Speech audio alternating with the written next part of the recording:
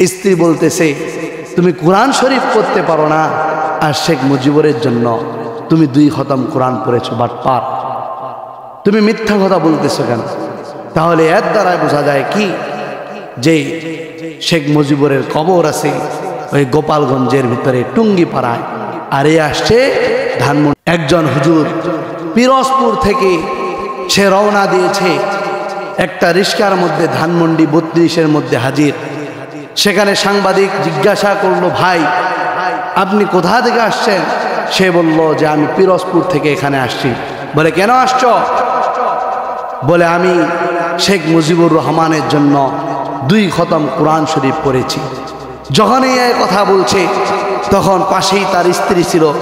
স্ত্রী বলতেছে, তুমি কোরআন শরীফ পড়তে পারো না, আর শেখ মুজিবুরের জন্য তুমি 2 খতম কোরআন পড়েছো, বাটপার, তুমি মিথ্যা কথা বলতেছো কেন?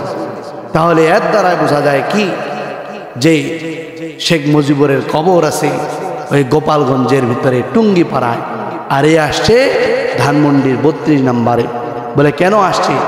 ওই ধানমন্ডির 32 নম্বরে একটা তার এরকম ভাস্কর্য আছে, ওই ভাস্কর্য স্বৈরাচার থাকার সময়, ওই সময় তারা এরকম ওই ভাস্কর্যর ওখানে এরকম ফুলের মালা দিত, সেখানে ফুলের মালা দিয়ে তাদেরকে সম্মান জানাইতো। আমি বলতে চাই, একটা মুসলমানের জন্য কোনো মূর্তিকে, কোনো ভাস্কর্যকে স্যালুট করা, সম্মানসূচক বাক্য ব্যবহার করা, তার গলায় মালা পরায় দেওয়া, তার সাথে এরকম সম্মানজনক আচরণ করা ইসলামের মধ্যে পড়ে না। তাহলে এর দ্বারাই বোঝা যায় কি, যে আমরা এরকম মূর্তির পূজা করতেছি।